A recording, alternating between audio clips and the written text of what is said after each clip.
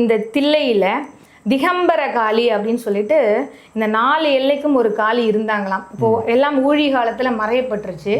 இந்த சிதம்பரம் மக்கள் இந்த சிதம்பரத்தோட இருக்க இந்த பஞ்சபூத சக்திகளை அது வந்து ஒரு காக்கிறதுக்கோ சில விஷயங்களுக்காகவோ இல்லை சில மறைக்கப்பட்ட அமானுஷங்களுக்காகவோ ஊழி காலத்தில் இந்த காளிகள்லாம் மறைக்கப்பட்டு ஒரே ஒரு காளி எல்லையில் தில்லை காளி மட்டும்தான் இருக்காங்க.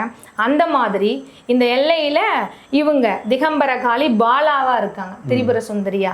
அது எப்படி குழந்தையா இருக்காங்க. அவங்க வந்து இந்த கோவில் கும்பாபிஷேகத்துக்கு முன்னாடி 10 நாளைக்கு முன்னாடி இந்த தேவ பிரசன்னத்துல வந்து இங்க அம்பாள் சாநித்தியம் சொல்ல நீங்க ஆமா, எப்படி இந்த கோவில் இந்த அம்பாள் இந்த சிலைகள் எல்லாமே குரு அகத்தியருடைய நாடியில வர்றத சொல்ல வரையும் எழுதவும் செய்து அதன்படி தான் இந்த கோவில் அமைக்கப்பட்டிருக்கு.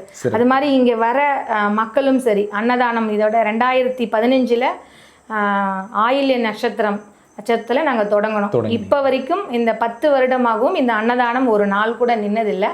இதனுடைய கிளைகள் வேணால் போயிருக்கு, திருவண்ணாமலை, காசி, இப்படி நம்மளுடைய கிளைகள் போய் அங்கே எல்லாம் பண்ணிக்கிட்டு இருக்காங்களே தவிர இது இன்னும் நிறுத்தாம தொடர்ந்து பண்ணிக்கிட்டு. ஆமாம், நம்ம சிவாய ஆரம்ப காலகட்டத்தில் பஸ் ஸ்டாண்ட் சிதம்பரம் பேருந்து நிலையத்துக்கு பின்னாடி இருந்தது.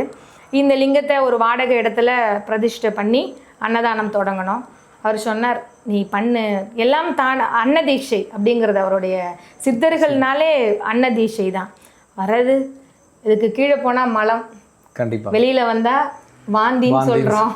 அதை வச்சு என்ன பண்ண போகிறோம்? அது உணர்ந்தவங்களுக்கு அதனுடைய ஒரு பொக்கிஷம். இங்கே அன்னம் தான், அன்னமும் ஞானமும் தானம் தான்.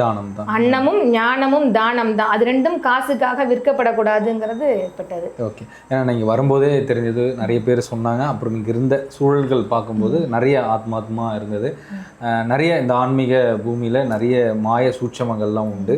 உங்ககிட்ட நிறைய விஷயங்கள் இருக்குது.